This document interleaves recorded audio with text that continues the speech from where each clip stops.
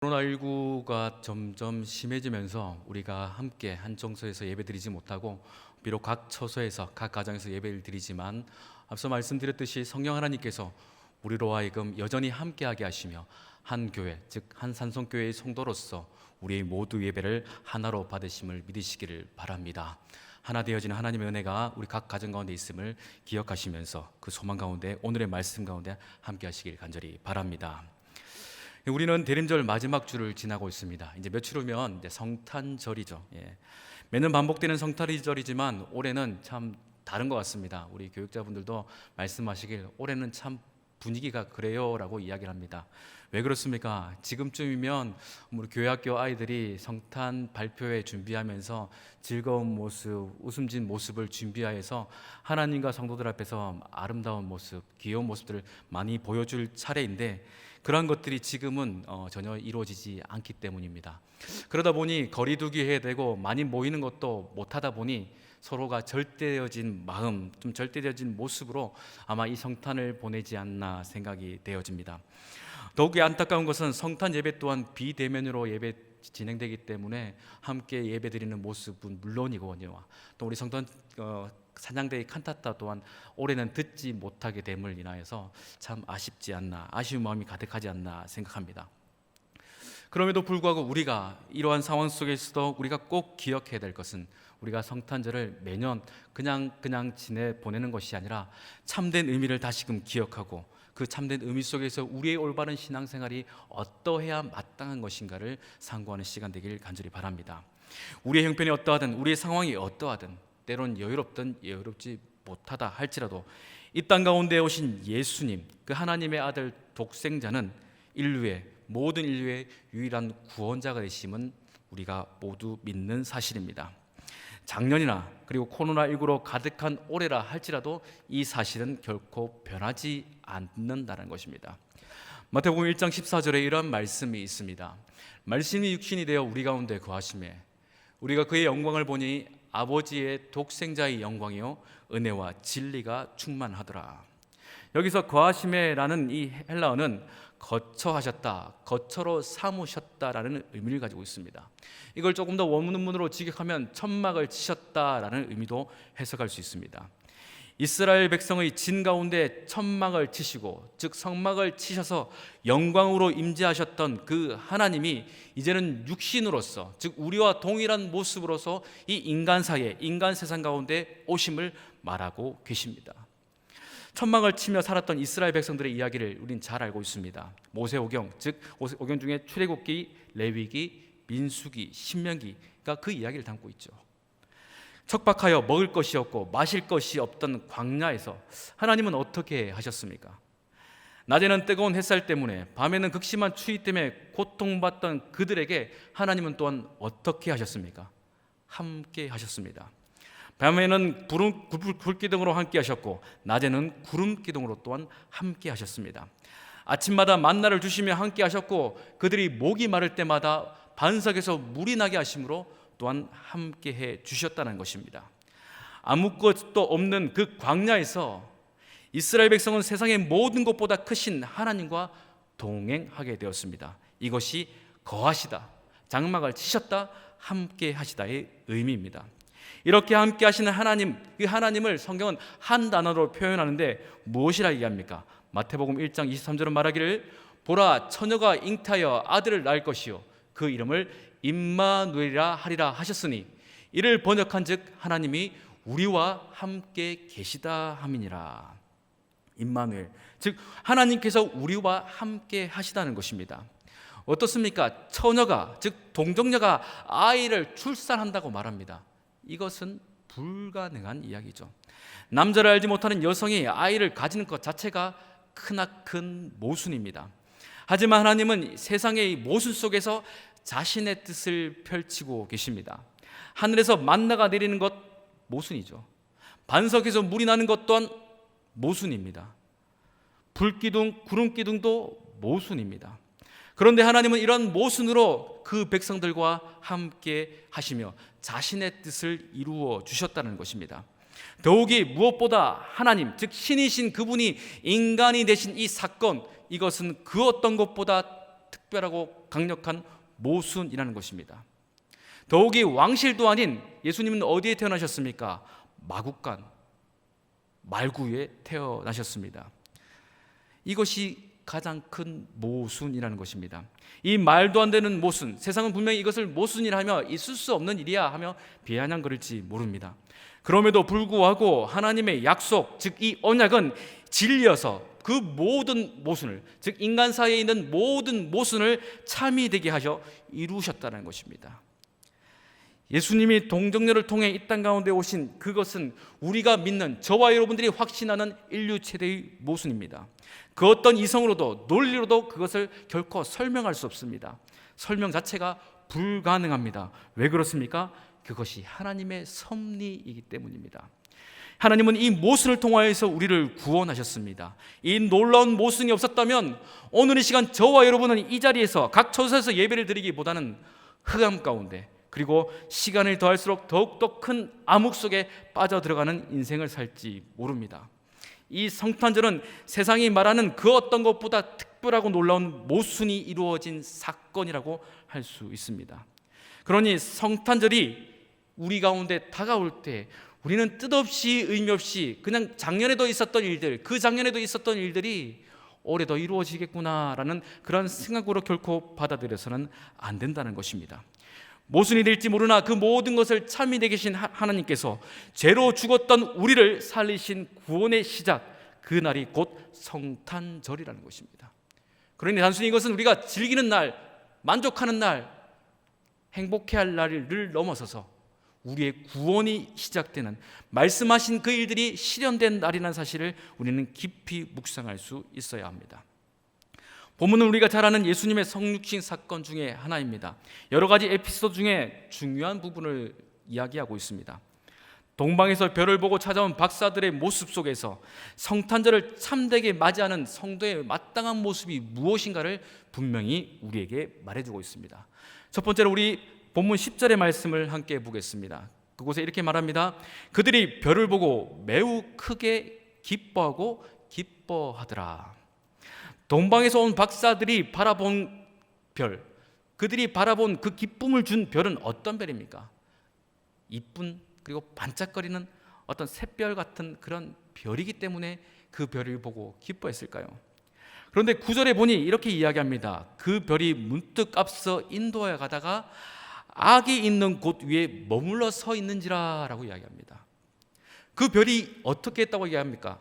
아기가 있는 그곳에 머물러 서 있다고 이야기합니다. 즉 그 별은 박사들 기쁘게 한 것은 보기에 이뻐서가 아니라 그토록 찾던 왕이 나신 그 아기가 있는 곳에 머물렀기 때문에 박사들은 그 별로 인하여 기뻐했다는 것입니다. 인생을 보니까 사람들이 기뻐하는 것이 무엇인지를 알면 그 사람의 중심된 가치관도 무엇인지를 잘 알 수 있습니다. 그 사람이 기뻐하는 것이 그 사람의 가치관이고 또한 그 사람의 인생관이며 중심이더라는 것입니다. 크리스마스가 다가오면서 세상 사람들은 무엇을 떠올리며 흥분하며 기뻐합니까? 산타 혹은 루돌프 혹은 선물, 반짝이는 트리, 그런 것 때문에 기뻐하는 것 같습니다. 그런데 그 모든 것이 누구를 위한 것입니까? 자기 자신이죠. 자기 자신의 만족이고 또한 쾌락입니다. 쾌락을 기뻐하는 이 세상 사람들은 크리스마스가 되면은 어떤 이들과의 사랑을 이야기하고 싶습니다. 어떤 이들과 즐거운 시간, 더 나아가 쾌락적인, 결코 사람이 가지지 못할 그 일들을 가지려고 애들을 씁니다. 그러다 보니 젊은 이들은 여전히 코로나임에도 불구하고 호텔, 모텔에 전전긍긍하며 모든 것이 만석이라는 뉴스를 보았습니다. 여러분, 이것이 정말 하나님께서 이 땅 가운데 아들 예수를 보내신 이유가 될까요? 결코 그렇지 않을 것입니다. 그들의 모습 속에서는 주님이 원하시는, 즉 하나님이 원하시는 참된 기쁨의 모습, 참된 이유는 하나도 발견할 수 없습니다. 동방의 박사들이 예수님이 탄생하신 그 자리에 이르러 그들은 기뻐하게 되는데, 단순히 그것은 여전히 자기 자신의 긴 여행의 목적을 이루어서가 아니라 별이 가르쳐주던 왕, 그 참된 왕을 만나게 됨으로 인하여서 그들은 기뻐했다는 것입니다. 오늘날 우리에게도 주님은 동방의 박사들을 베들레헴 마국간으로 인도하시듯 동일한 방법으로 저와 여러분들을 예수님이 계신 곳으로 인도하심을 기억하시길 바랍니다. 어두운 밤하늘의 변화를 사용하신 것처럼 어둡고 깜깜한 이 세상에서 동일하게 별 하나를 사용하셔서 그 택하신 성도들을 예수님이 계신 그 자리로 인도하여 내신다는 것입니다. 아마 이 별들은 무엇이라 이해할 수 있을까요? 또한 교회가 될 수 있고 하나님의 뜻하심을 받아 사용되어지는 수많은 주의 종들일 수도 있을 것이며, 또한 그들의 입술을 통하여 선포되어진 말씀일 수도 있을 것입니다. 어쨌든 하나님은 이와 같은 방법으로 이 어두운 세상 가운데 하나님의 특별한 별과 같은 징조를 보이시고 그 별로 하여금 그들을 주님의 자리로 인도한다는 사실을 우리는 여전히 기억해야 한다는 것입니다. 박사들이 기뻐함을 원어로 살펴보니 다른 어떤 것보다 더 크게 기뻐하다라는 의미를 가지고 있습니다. 먼 길에서 그들의 길고 긴 고된 여정의 끝 때문이 아니라 말로 형용할 수 없는 하나님이 보내신 그 아들 예수 그리스도 참된 왕을 만나는 그 기쁨과 감격 때문에 동방의 박사들은 기뻐했다는 것입니다. 그러니 지금 이 시간 무엇을 기뻐해야 되고 무엇을 즐거워해야 될지 모르는 이 세상의 수많은 인생들에게 가장 필요한 것은 다른 것이 아니라 예수 그리스도의 탄생의 소식, 더 나아가 탄생의 소식의 의미를 그들이 깨우치는 것입니다. 그러니 우리는 이 세상 사람들과 함께 메리 크리스마스 하면서 의미 없이 해피 할리데이 하면서 의미 없이 이 시간을 보내는 것이 아니라 참된 의미를 그들에게 말해주고 참된 의미 속에서 우리의 삶과 우리의 시간을 온전히 주 앞에 내어놓는 그런 믿음의 모습이 있어야 한다는 것입니다. 예수님의 탄생의 의미를 알지 못하는 그들은 여전히 육체의 쾌락 그리고 세상의 정욕에 빠져 자기 자신의 에너지와 열정을 소비해 버릴지 모릅니다. 하나님이 보내신 참된 왕 예수 그리스도를 만날 때까지 우리는 또한 모든 교회와 성도들은 애쓰고 힘써야 된다는 사실을 꼭 잊지 않으시기를 바랍니다. 그러니 우리는 다른 어떤 것보다, 다른 어떤 기쁨보다 예수님께서 우리 가운데 오신 그 사실에 우리는 이 성탄을 통하여서 기뻐할 수 있어야 됩니다.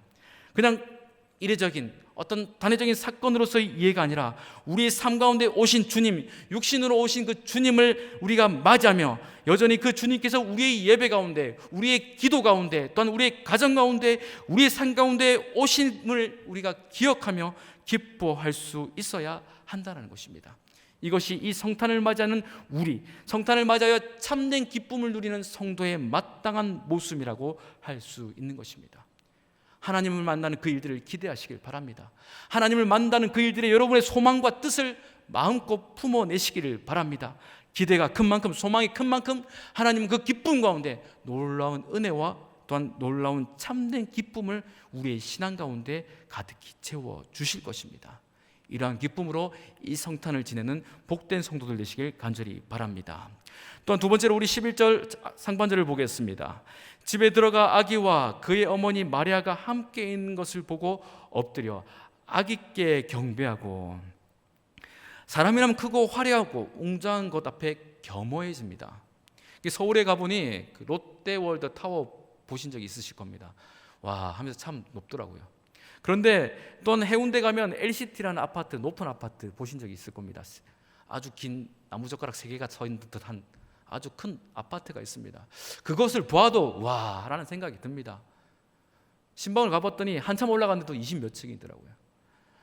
그처럼 높은 것 앞에 우리는 겸허해집니다. 세상에 많은 사람들도 크고 화려한 것, 웅장한 것 앞에 겸허해집니다. 그러니 세상의 많은 권황들은 자신의 그 업적 앞에 많은 사람들이 겸허해지게 하기 위해서 크고 높은 것들을 세웁니다. 그러니 피라미드에 가니 무엇이 있습니까? 이집트에 가니 무엇이 있습니까? 피라미드가 있습니다. 또한 바빌론에 가면은 지구라트는 것이 있고, 아테네에 가면은 파르네논 신전 같은 것들이 있습니다. 사람은 힘이 있으면 저마다 자기 자신의 업적을 세워서 사람들 앞에 군림하고 그들 앞에 경외감을 심어주고자 합니다. 그러나 이 모든 것들이 허망한 인생들의 결과물이라는 것입니다. 허망한 인생들은 자신이 무엇을 감춰야 될지, 무엇에 탐복해야 될지를 알지 못하여 살아가고 있습니다. 그러니 세상의 웅장한 것, 세상의 화려한 것들을 앞에서 그들은 여전히 그것들을 칭송하며 나도 어떻게 하면 저렇게 될까 하며 그릇된 소망 가운데 시간들을 허비하며 살아갑니다. 진시 왕제의 허망한 일들, 그리고 징기스칸의 그 허망한 일들 또한 사람들은 영웅신화를 하며 그것을 높이고 바라지만 결국 하나님 앞에서 그 모든 것들 또한 아무것도 아니라는 것을 저와 여러분들은 분명히 기억해야 한다는 것입니다. 그러니 동방에서 온 그 박사들이 별을 보고 아기 예수님 앞에 나아갔던 것처럼 오늘 이 시간 저와 여러분들 또한 그 박사들과 같이 겸한 모습으로, 겸손한 모습으로 그 아기 예수님을 만날 수 있어야 됩니다. 동방에서 온 박사들은 아기 예수님을 만나기 위해서 유대 땅에 들어왔습니다. 그리고 그들이 처음 간 곳이 어디입니까? 헤롯이 있는 왕궁이었습니다. 박사들의 행동은 결코 이상한 것이 아닙니다. 왕의 날 별, 왕의 탄생을 예언하는 그 별이 있기에 당연히 왕은 왕궁에 있을 것이다 해서 헤롯이 있는 왕궁으로 갔을 것입니다. 아마 저와 여러분들도 그 박사의 입장이라면 분명히 동일하게 행동했을지 모릅니다. 그러나 박사의 기대와 다르게 하나님께서 보내신 그 왕은 헤롯 궁궐에서 태어나지 않으셨습니다. 어디에 계십니까? 그 나라의 중심인 예루살렘도 아닌 저 변두리 베들레헴의 어느 작은 집에서 태어나셨습니다. 그리고 누가복음을 보니 예수님께서 태어나신 곳은 또한 어떤 멀쩡한 집이 아니라 말들이 있는 마구간에서 태어나셨음을 보여주고 있습니다. 즉 가축들이 먹고 자며 배설물을 쏟아내는 그 자리에서 예수님은 태어나셨다는 것입니다. 사람의 이성과 판단이라면 왕은 그런 곳에 태어날 수 없어라고 우리는 분명히 말할 것입니다. 전혀 왕이 아니라 할지라도 분명히 지역 어느 유지들 중에 실력자의 집안에서 태어나는 것이 맞지 않나라고 우리는 생각할지 모릅니다. 왜 그렇습니까? 내가 경배할 왕인데, 내가 친송할 왕인데, 왕이라면 최소한 이 정도 수준은 유지해줘야 돼라며 분명히 생각할지 모른다는 것입니다. 말구에 태어난 왕이라면 사람들은 말하기를 그가 무슨 왕이야, 왕이 되어도 거지들의 왕이겠지 하며 비웃을지 모릅니다. 왜냐하면 우리는 어느 정도 지위가 되어야 경외할 수 있고 어느 정도의 화려함과 위엄이 있어야만 경배의 대상이라고 우리는 스스로 생각하기 때문입니다. 하나님의 아들이시라 할지라도 왕궁에 태어나야 마땅한 것이 아니냐라고 세상의 많은 사람들은 말할지 모르지만 우리의 기대, 즉 사람들의 기대와 달리 우리 예수님은 가축들이 먹고 자는 그 마구간에서 태어나셨습니다. 그리고 박사들은 그 누추한 곳에 태어나신 아기 예수님을 경배하였습니다. 여기서 경배하다라는 것은 신적인 존재에게 경배하다라는 의미를 가지고 있습니다. 단순히 어떤 왕 앞에 엎드림이 아니라 정말 높은 어떤 신적인 존재 앞에 자기 자신을 철저하게 내려놓는, 낮추는 그러한 경외함을 의미하고 있습니다. 경배의 대상을 찾는 것은 사랑에 마땅한 본성일지 모릅니다. 과거에 수많은 피조물들이 자신을 수호신으로 섬기고 또한 어떤 인물들을 수호신으로 섬기며 그것을 만들기도 하고 그것에 엎드려 절하기도 했습니다.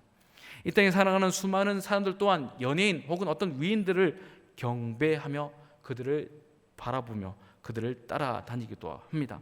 아마 예수님이 이 땅 가운데 다시금 오셨다면 예수님은 결코 경배의 대상이 될 수 없습니다. 흠모할 것 없는 우리 예수님, 결코 사람들이 그를 향하여서 관심조차 눈길조차 주지 않을지 모릅니다. 그럼에도 불구하고 그 예수님은 온 인류의 구원자가 되시며 하나님의 그 약속의 말씀을 따라 이 땅 가운데 오신 분이십니다. 세상에 볼 때 아기 예수님은 결코 경배의 대상이 될 수 없으며 아기 예수님의 그 출생의 이야기들은 결코 이야기거리가 되지 못할 것이지만 동방의 박사들은 그 예수님께 경배하였습니다.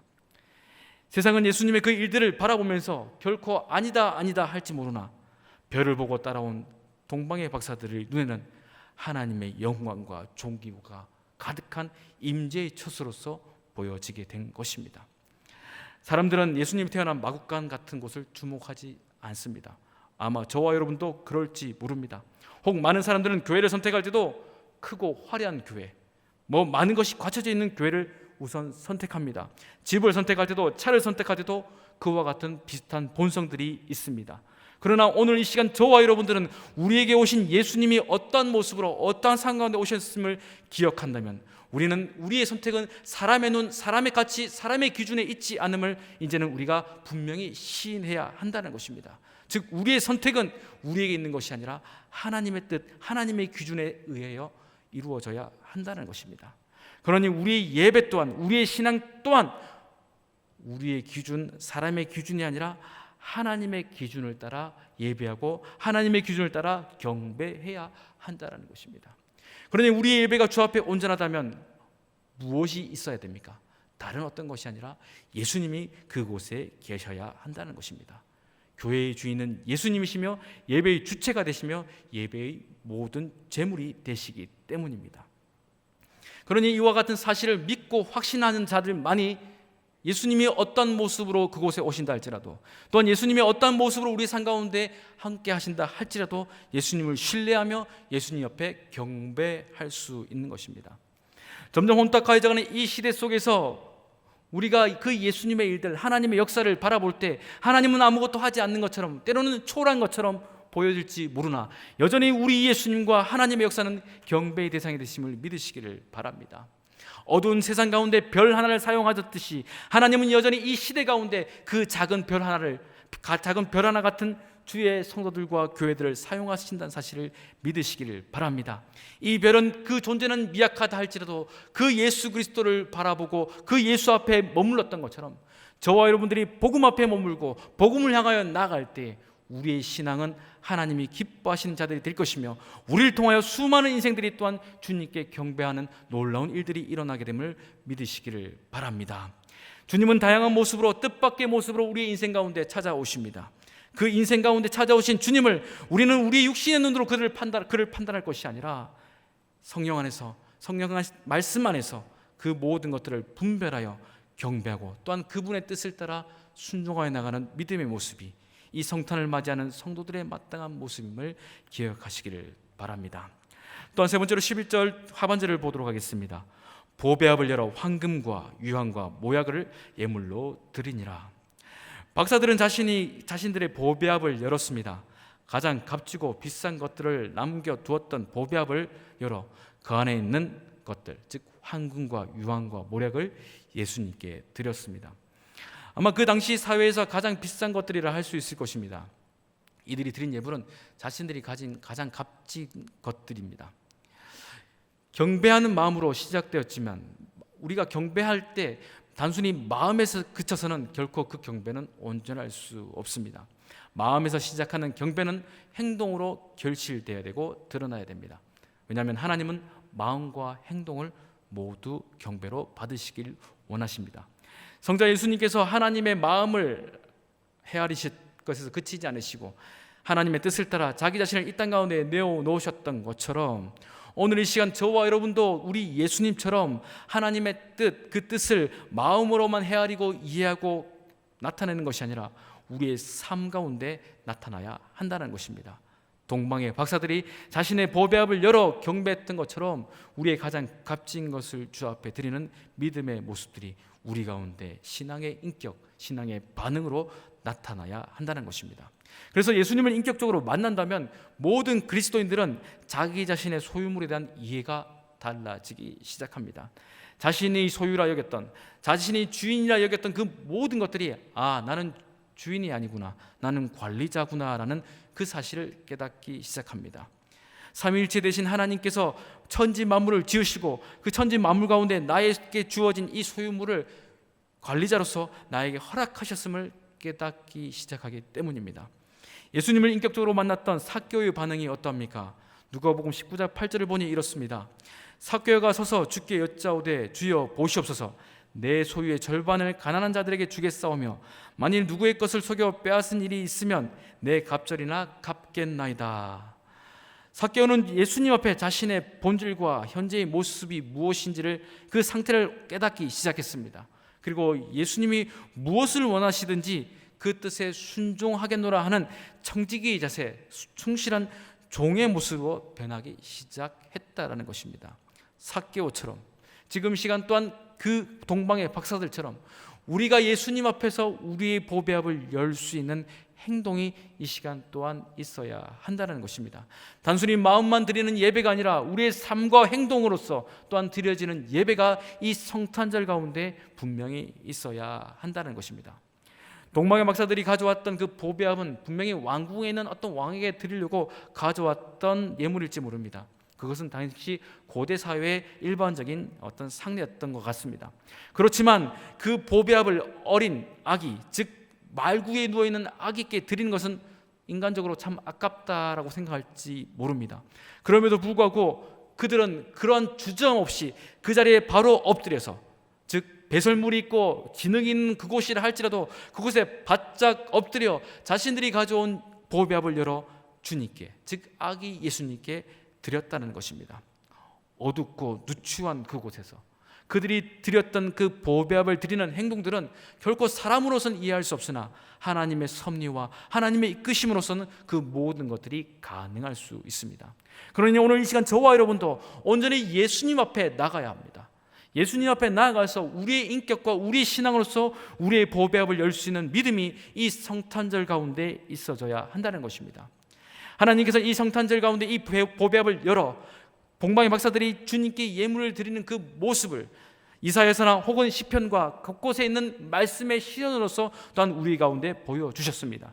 그러니 오늘 또한 저와 여러분들이 이 성탄절을 맞이해서 우리의 보배합을 열어 주님께 드릴 때에, 행동하는 신앙으로 나아갈 때에 말씀이 우리 가운데 살아 역사하는 하나님의 실현, 하나님의 역사임을 또한 우리는 깨닫게 되며 세상은 알게 되어진다는 것입니다.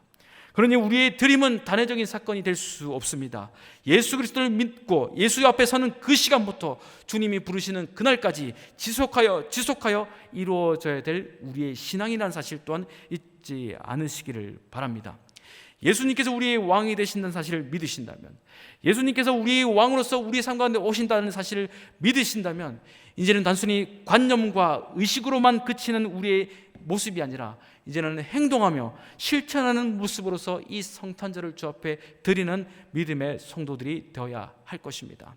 단순히 물질에 국하는 것이 아니라 우리의 시간을 드려야 됩니다. 우리의 열정을 드려야 됩니다. 우리의 헌신을 드려야 됩니다. 주님이 원하시는 그 자리에, 주님이 왕이라 고백되어지는 그 자리에 우리의 것을 드릴 때 황금을 드리고 유황을 드리고 모략을 드렸던 것처럼 우리가 가진 것을 드림을 통하여서 그분이 우리를 위해 오신 주님임을 고백하는 성도들이 되셔야 할 것입니다.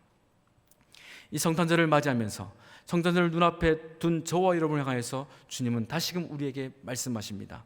너희들에게 참 왕이 누구냐? 누추하고 초라한 왕으로 보낸 아기 예수를 너희들의 왕으로 너희는 인정할 수 있느냐? 그를 경배할 수 있느냐라고 주님은 다시금 우리에게 질문하실 것입니다. 이러한 질문 앞에 세상의 많은 사람들은 자기 자신의 쾌락을 숭배하며 자기 자신의 만족과 행복을 여전히 쫓고 살아갈지 모릅니다. 그러나 이 말씀 앞에선 우리 모든 믿음의 산성의 교우들은 주님, 즉 초라하고 연약한 모습으로 오신 분이라 할지라도 말씀이 육신이 되어 우리 가운데 오신 예수님을 나의 구주로 고백하며 그 주님 앞에 나 또한 주님께 내 삶을, 내 시간을 드립니다, 나의 것을 드립니다 라는 경배의 자세, 예배자의 자세로 이 성탄을 맞이하고 성탄을 보내는 복된 성도들 되시길 주의 이름으로 간절히 축원합니다.